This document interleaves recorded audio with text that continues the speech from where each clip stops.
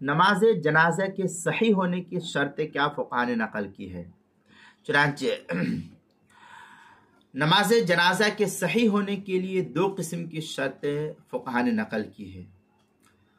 پہلی یہ کہ وہ شرطیں جن کا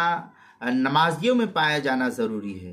اور دوسری وہ شرطیں جن کا میت میں پایا جانا ضروری ہے۔ یہ 2 شرطیں ہیں۔ پہلی جو جنازے کی نماز پڑھ رہا جو مصلی ہے ان کے اندر پایا جانا، اور دوسری یہ کہ جو میت ہے اس کے اندر پایا جانا۔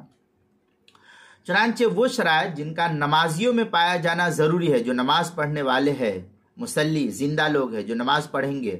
ان کے اندر جو پایا جانا ضروری ہے اس کے اندر تقریباً 6 چیزیں ہیں۔ پہلی یہ کہ جو نماز پڑھے گا اس کے بدن کی طہارت، بدن کا پاک ہونا، دوسرے کہ کپڑے کا پاک ہونا، تیسرے کہ جگہ کا پاک ہونا، چوتھے یہ کہ سطر کا چھپا ہوا ہونا،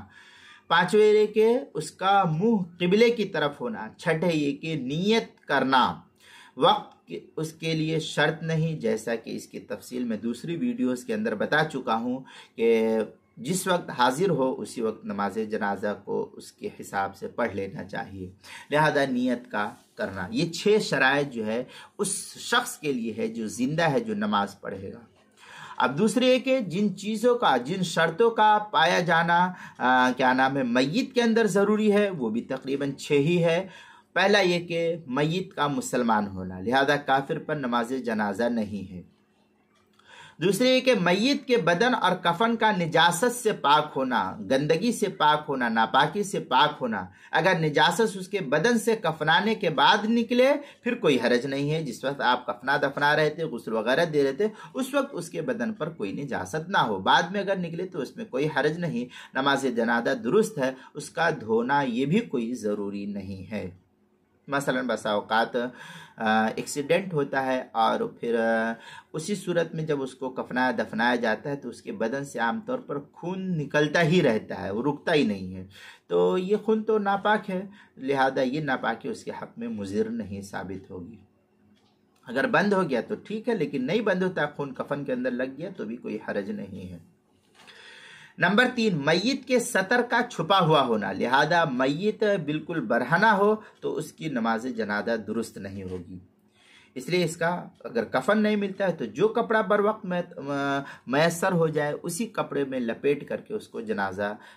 کی نماز اس کی پڑھی جائے گی۔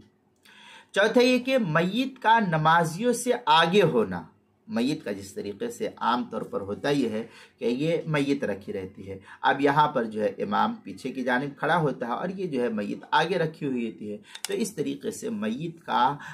آگے ہونا، لہذا اگر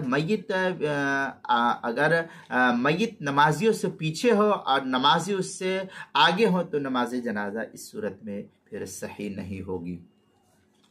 پانچویں یہ کہ میت کا یا میت کی چارپائی وغیرہ کا زمین پر ہونا، یہ نہیں کہ صرف ہوا میں لٹک رہی ہے، ایسا نہیں، زمین پر ہونا، لہذا اگر بلا عذر میت کو لوگ اوپر اٹھائے ہوئے ہوں یا میت سواری یا جانور وغیرہ پر ہو تو نماز درست نہیں ہوگی اس سلسلے میں۔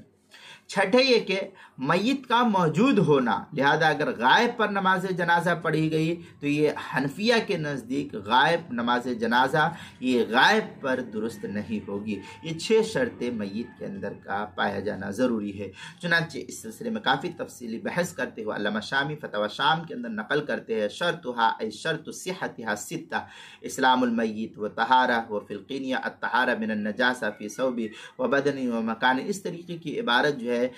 پھر